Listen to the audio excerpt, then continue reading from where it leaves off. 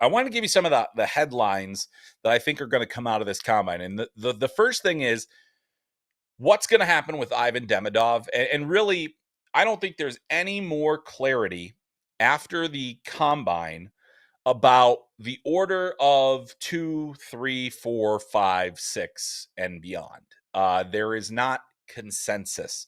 I would say that the buzz is that Chicago may be leaning toward Artem Levshinov at number 2.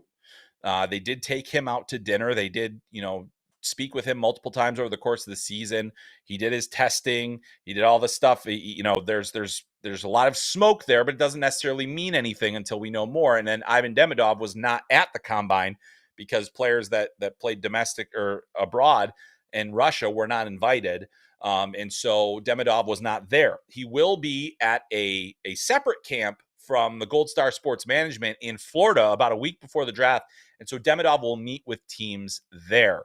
So that is going to be an opportunity for him to kind of prove himself and raise his draft stock right here at the end of the very end of it.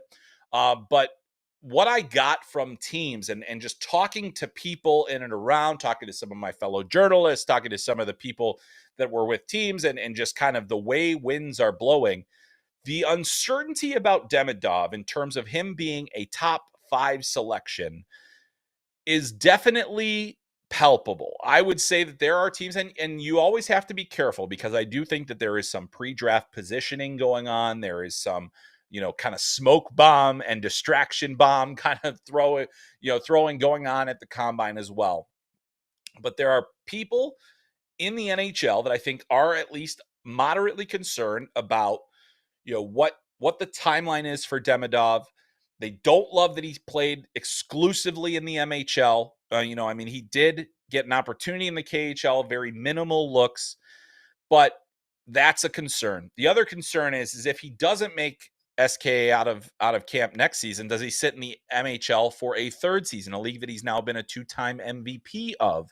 And that is probably not ideal either developmentally, because this is a player that hasn't necessarily been challenged and you're wondering on timeline.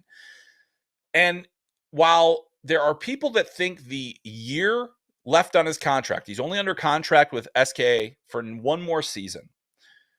If there is actually a feeling that might not be a good thing, that makes it a little less certain, because there is a feeling around the league, at least from what I gather, that SKA could pressure, or not necessarily pressure, but Demidov could want to sign an extension with SKA.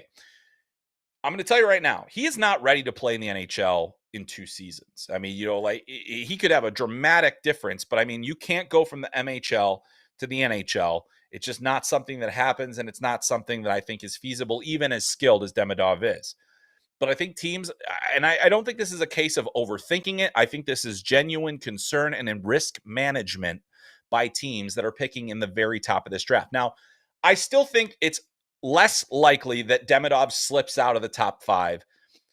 I didn't think that Matvei Mitch going to get out of the top 5 last year either, yet he did. And then it really wasn't until closer to the draft, like now, where I was like, oh, well, it sounds like he's probably going to slip. And he wouldn't get past the Flyers. And then, of course, the Flyers did end up selecting him. It's a lot harder to find where Demidov is going to end up. And we have some questions that we'll get to at the end of this show. And one of them is about one of these teams specifically. But, I think that there's all kinds of questions. What is Anaheim going to do? Pat Verbeek doesn't always do the thing that you think he's going to do. There's a little of unpredictability there. And, could they grab a Demidov if Chicago does not? And I think that there's a lot of different things that'll come into play there. What does Columbus do? Tim, are they in a position in their organization where they're, under new management? They've got, a bunch of young players. Is this the kind of uncertainty they can throw into their future? That's another big question. Montreal, I think, is a little bit more stable in terms of what they can do. You've already got a lot of sub 6 foot, you have some sub 6 foot star players on your team. Demidov has not been officially measured by NHL Central Scouting. There is some belief that he might be bigger than 5'11", but there's also some that aren't really sure. And so with that, teams are trying to decide, and I think Montreal is trying to decide, is that fit?